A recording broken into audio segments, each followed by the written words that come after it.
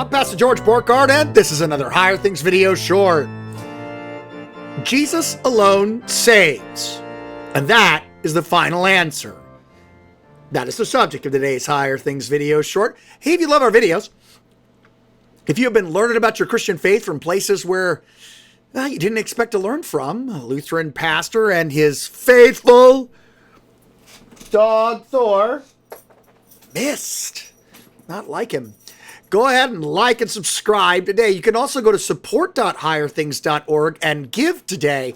Your tax-deductible gift keeps Higher Things, an organization all about passing the faith to the next generation, keeps us going. So, Jesus alone saves. That's harder to find in Christianity nowadays. In fact, this week, the largest Lutheran body in America basically said that God saves people outside of Christ. That's not what the scriptures say. That's not what you'll learn here. Here, I'm going to tell you that Jesus says, I am the way, the truth, and the life. No one comes to the Father except through me. It's the scandal of the gospel that God has placed your salvation not within you, but in the suffering and death of Jesus. And only by his death and resurrection are you saved. You are not just saved. You and everybody who else believes are saved, for Christ died for all. And that's okay. And this is why this is so important. It's okay to believe that Jesus alone saves you, because that's what the scriptures say. And that's the maximum comfort. Because if Jesus alone doesn't save you, who's going to save you? Well, you're going to save you. What you do, how you change, how much you fix in your life, none of that holds for sure. Only the suffering and death of Jesus actually holds for sure. I am the way, I am the truth, and I'm the life.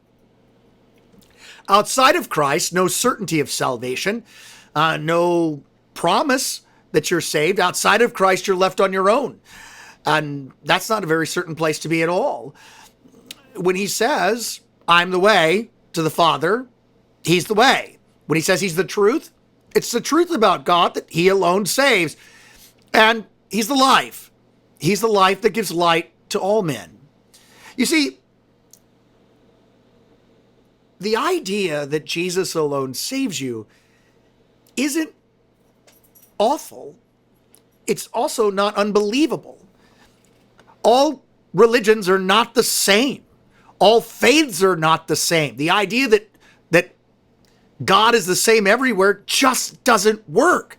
For example, if I told you that you needed a pill to get better, a pill, a single pill, you would run and get that pill. You wouldn't go to the pharmacy and say, just give me any pill. You would go to the pharmacy and say, I need the pill that's going to make me better than one that the doctor prescribed. Why would you think religion would be any different? If you're in a fire on the top of a building, and on the top of a tall building, and the fire department comes and they put a ladder connected to one window, you're not going to say all the windows are the same. All the windows lead to life. No, you're going to go down the one where the firemen put the ladder. Here, God has taken all of salvation and faith and hope and eternal life, and he's put it all on his son. He didn't put it on you. He put it on his son. And he put it on his son so that he would save you. Think about this. All the other religions in the world put everything back on you. What you do, how you change and submit to Allah, and he might be merciful to you. You change, you live a life the way devoid of all pleasures, and you might reach nirvana. You be good for goodness sake, and Santa will bring you presents. Everything else is merit-based.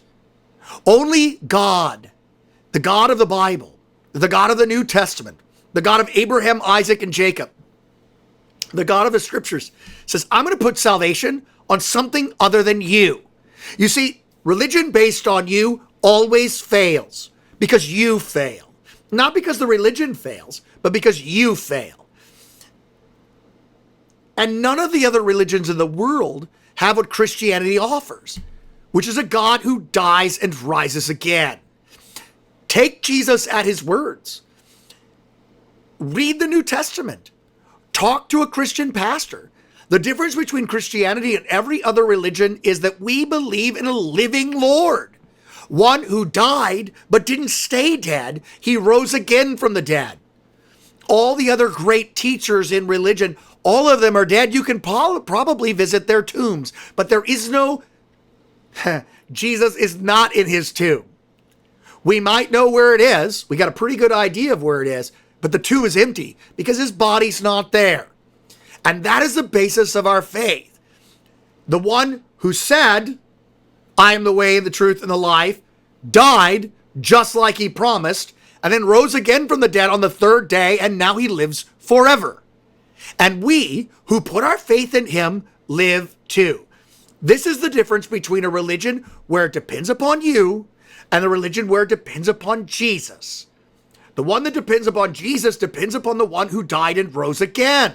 The one that depends upon you depends on your change in behavior, you're getting your life together, you're submitting to Allah, you being a good person and you get your own planet, that's Mormonism, you believing the right things and changing in the right way and cleaning yourself out, and then maybe whatever higher power there is will let you reach whatever end or bonus time that you get. The God of the scriptures, the only God there is. He died and rose again, and he lives. And he's alive now, which means all of those who are baptized into his name, who believe in him, who receive his gifts, all of them live forever. Salvation is in no one else, for there's no other name given unto men by which we must be saved. Clinging to Jesus, we move from death to life. Clinging to Jesus, we must be saved. Clinging to Jesus, and that's not must like you better be good for goodness sake. No, that's must like in Jesus. You who believe in him are saved. It's okay that God has put all his Easter eggs in the Jesus basket, because that is the only one that holds for sure. The only religion that holds for sure. The only life that holds for sure. The only faith that holds for sure. Trust in the one who died and rose again and lived forever. I'm Pastor George Borkart, and this has been the Higher Things Video Short.